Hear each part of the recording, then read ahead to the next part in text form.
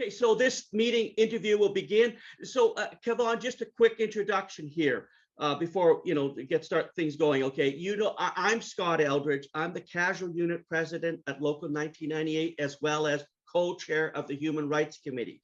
My fellow co-chair member is Gary Horenkamp.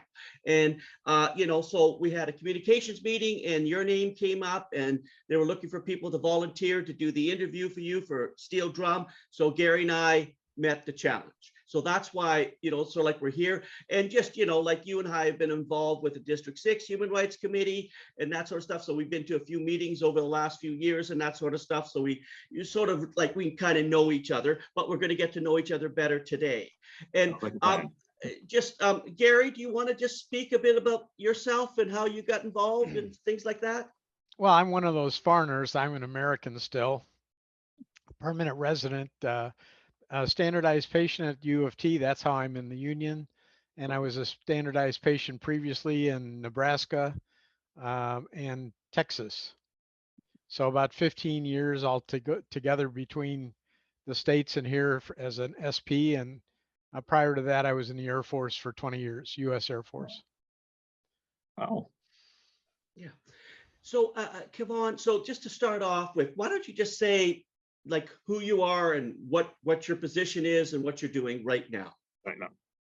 Okay, let me start off by thanking both yourself and Gary and I guess the committee for this opportunity. And again, whatever I could share from me to you guys and to the rest of the larger union, even better.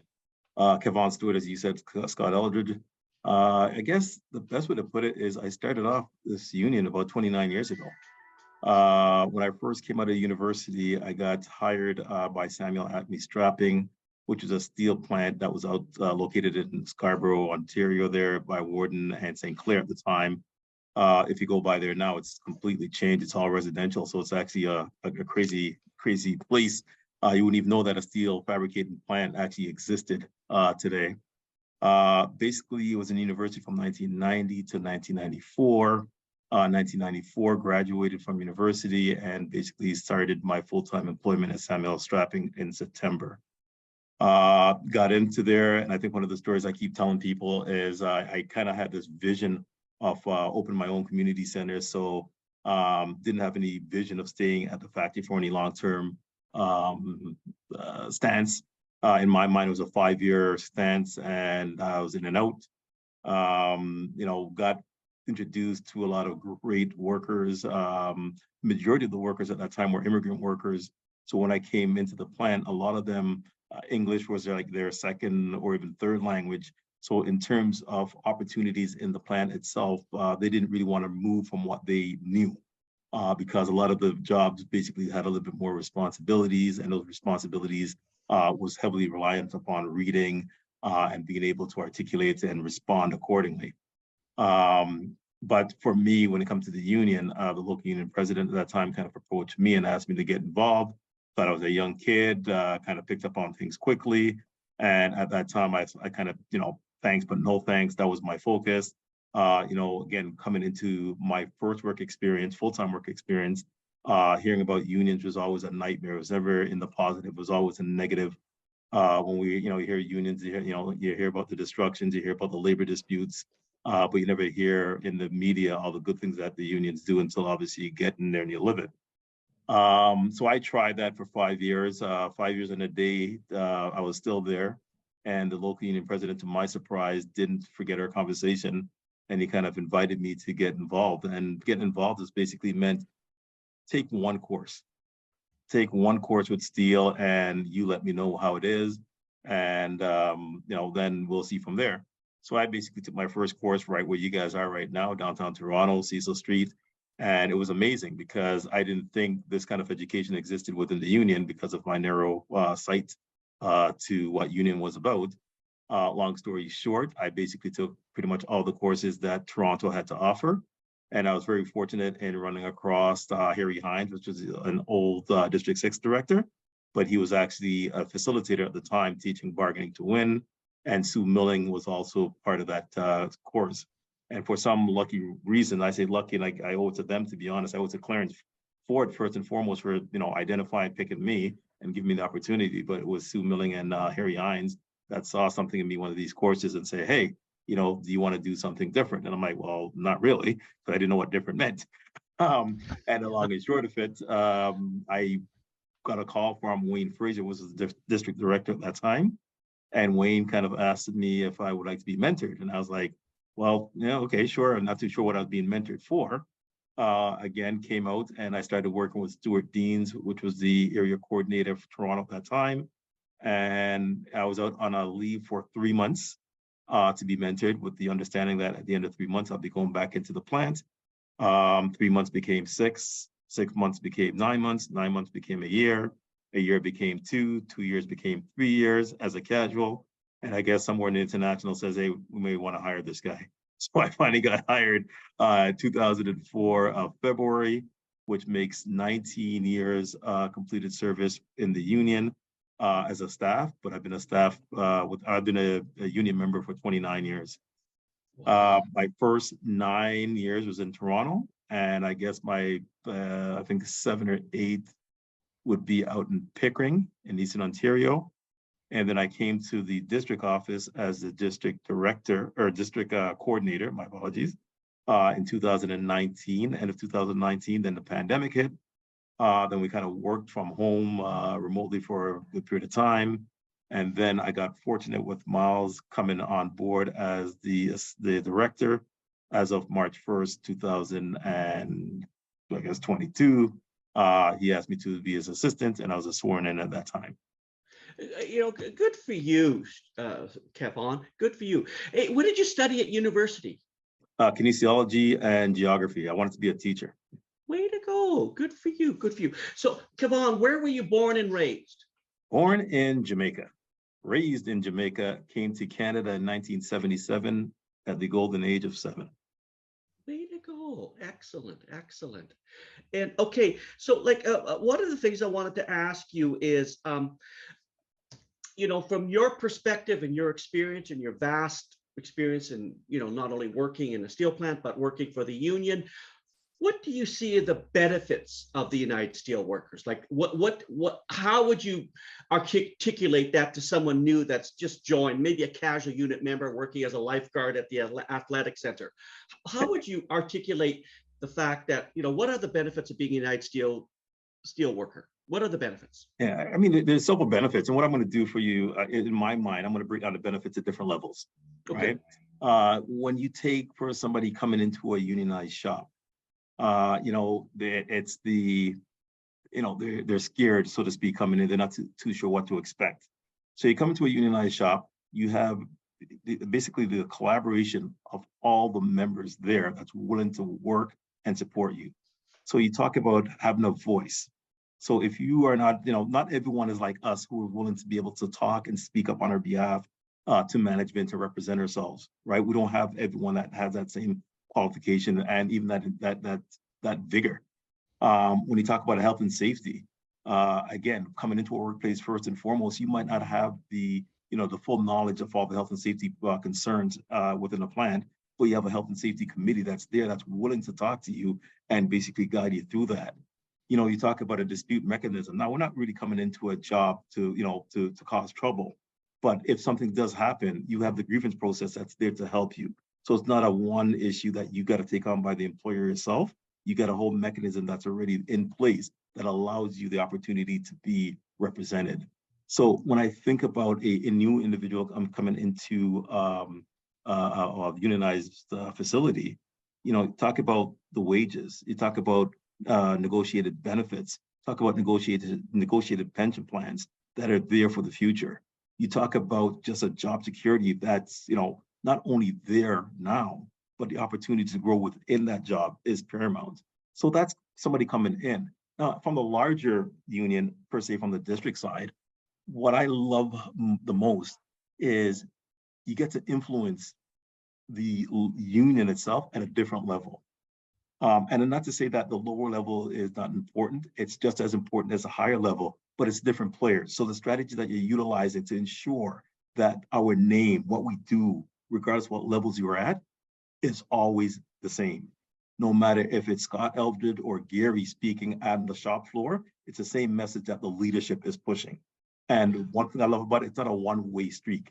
Miles and I can do whatever we want to do at this side, at this end, and we might think that it's the greatest idea in the world. But if we can't get the local unions, the area council leaderships to buy into it, and or even our staff to buy into it, it becomes a moot point.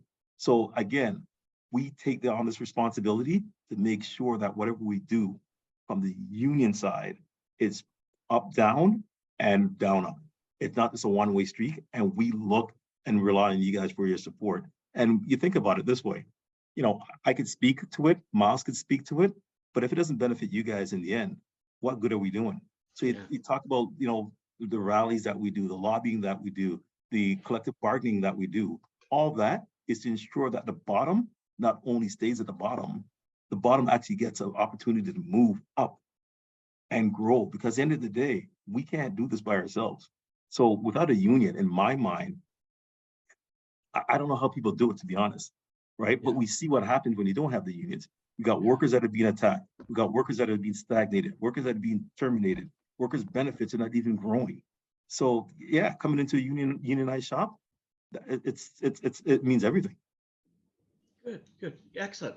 And the next question I have for you, Kevon, is in seeing, like, I guess, in the big picture of the United Steelworkers, what do you see that they could be doing differently or better for the future? Well, I mean, look, there's opportunities. No matter what level you look at it, there's opportunities everywhere. If you look at the, you know, for us, we want to get the labor movement back to where it should be. And the labor movement for us, meaning that our members, workers got to come first. Yes, there's this big battle between social issues and union issues, and we don't see them being different. What we see different is how we approach them. So in our minds, if we could, you know, allow access to organizing, card check certification, that people could join unions without fear of repercussions. Then they get into these jobs that paid, you know, better wages, jobs that have better benefits, so they could actually now afford housing, they could afford food, they could afford so much more in life. And then that kind of deals with the social issues. So for us, that is paramount. That's what we think that we need to keep improving on. But at the same token, we have some work to do internally as well, right? We are moving the yardsticks. We're doing everything that we could do, but we're not perfect. One of the things I kind of speak to, and I kind of enjoy the opportunity to speak to it, is, you know, being the first person of color, Black person, in the leadership role in Canada, to me, is paramount. And the reason why I say that, it's not only for me.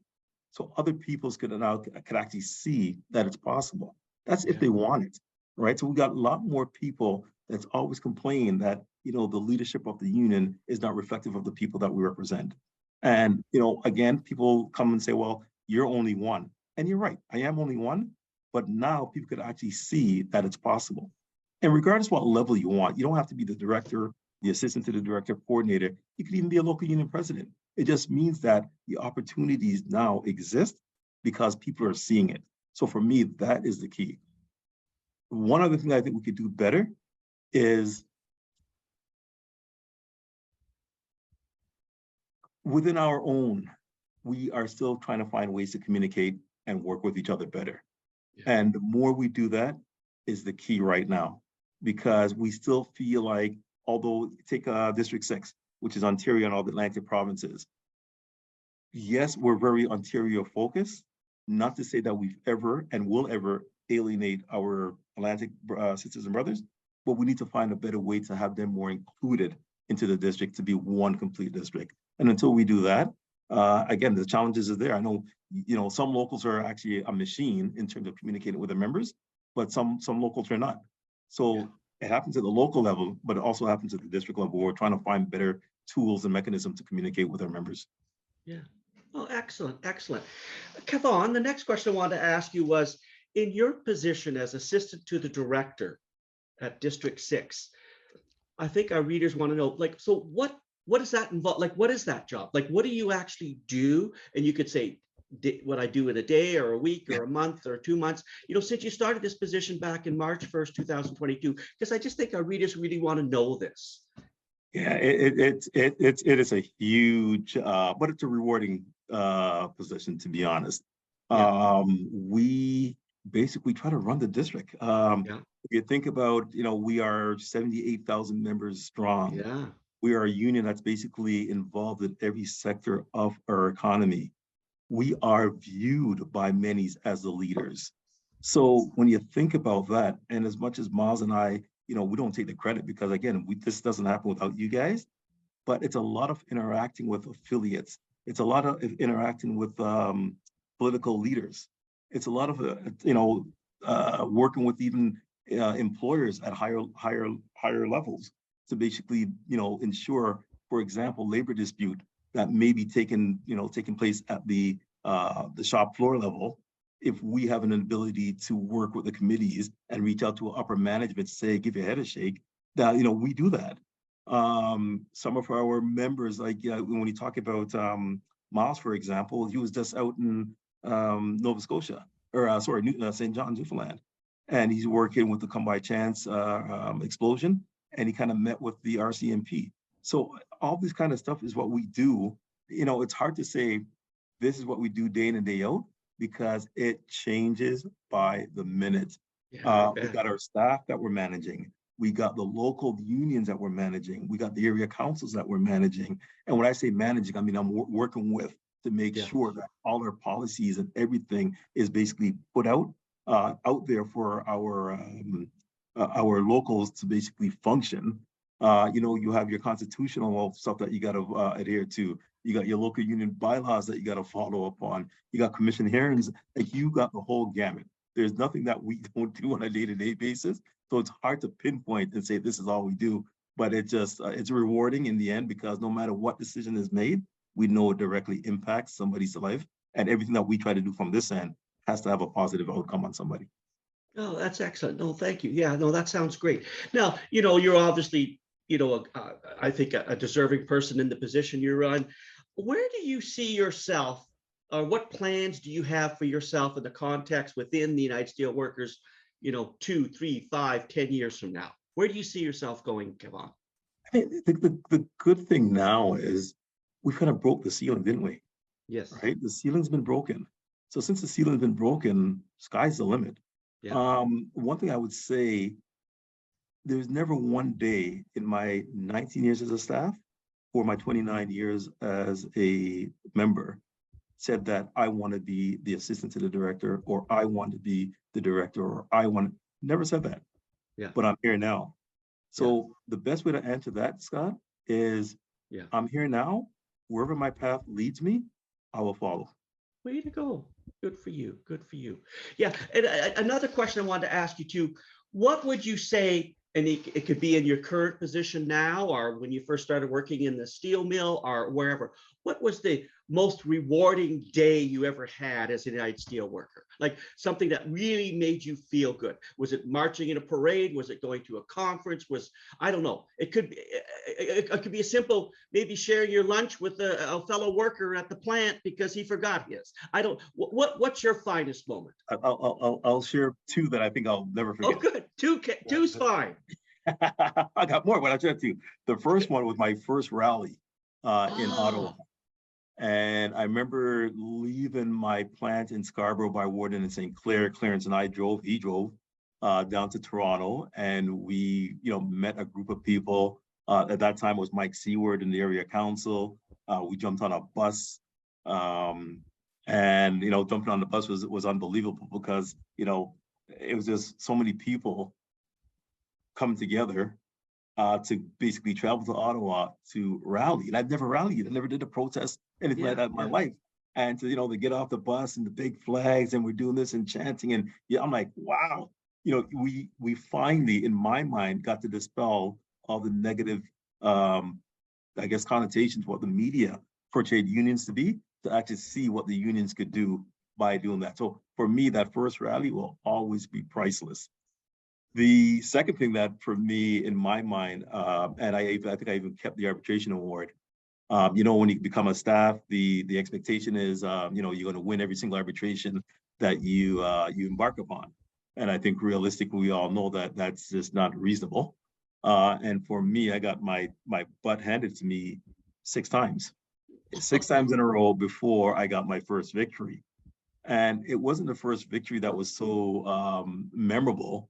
It was basically getting beaten, kicked down 6 times or 5 times prior to that before I got my first victory. And my first victory was, it was a crazy one because it was an individual that was basically off work for a good period of time.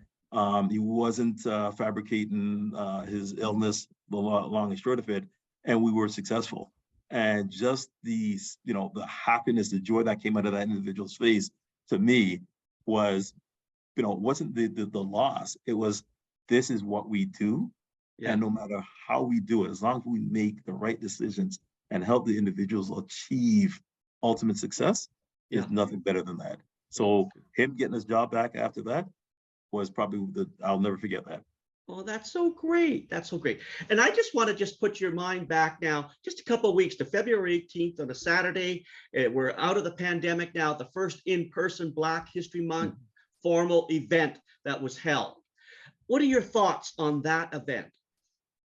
What I applaud the committee is the theme, because the theme was unbelievable, the first.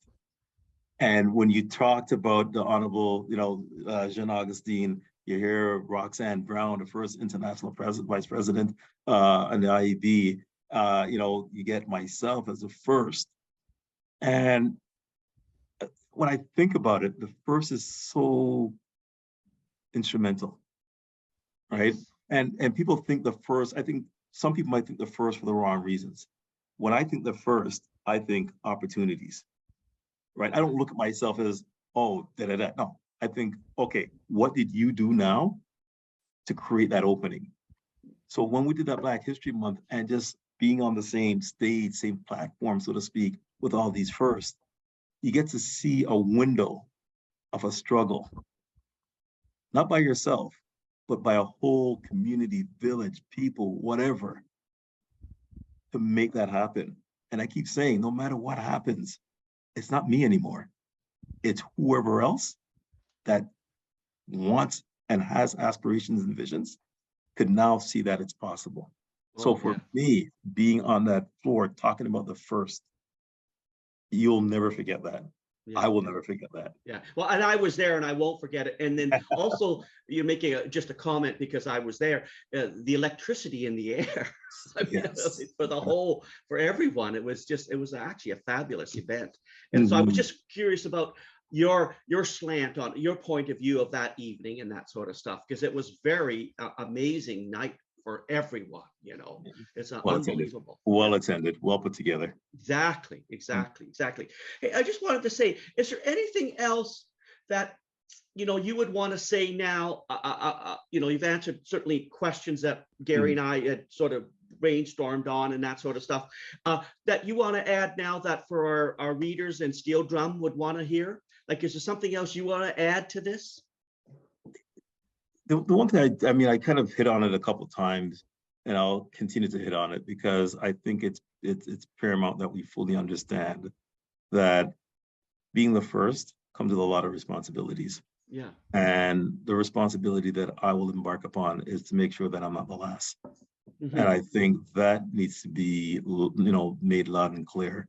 I think we have an obligation, we have a duty, and that obligation and duty is to find. I'm not a unicorn. I keep saying I'm not a unicorn, and there's more that exist. And we just need to keep working to make sure that people's dreams, desires, anything that they seek, they're given the equal opportunity, the fair opportunity for them to succeed. And you know what? If I'm that person to break that glass, I'm humble, I'm honored, and I appreciate it. But there's so much more work to do. And I know for a fact we will do it, because when you think about our union, right? You talked about the February 18th event, and I think that was the 4th Black History Month. So 2 in person and 2 virtual. Yeah. And if you think of how old our union is, it's over 80 years old. Yeah. Right. Black History Month isn't 4 years old. No. But you got to take the positive out of that. Our district, our Human Rights Committee, the vision of that, right? Yeah. Not every other district has that kind of celebration to that extent. So that just shows you that in our district, if we could be the leaders, let's continue to be the leaders, because leaders here we'll branch out to leaders in other districts, and if not the international. When you have a guest like Roxanne Brown showing up and participating, speaks volumes. Yes. Speaks Yes, volumes. But again, that's because of the hard work that we're doing in District 6. And I encourage our committees to continue doing that. So for me, I just want to say this. Thank both of you guys, Gary and yourself, Scott, for this opportunity. But I think that there's so much more we could do. We have an obligation to make it happen, and let's make sure it does happen. Perfect, perfect, perfect. Kevon, is there anything more you want to add? Let me see. No, I don't think there's any more I want to add other than the union is the greatest place. It really, truly is the greatest place. I love what I do day in and day out. I love the people who I meet. I love the people who I work with. And just the opportunities that come up every single day. It's different, it's challenging. And I think honestly, one of the best things for me, we're all different. We're all wired differently. Yeah. And you can't really prepare.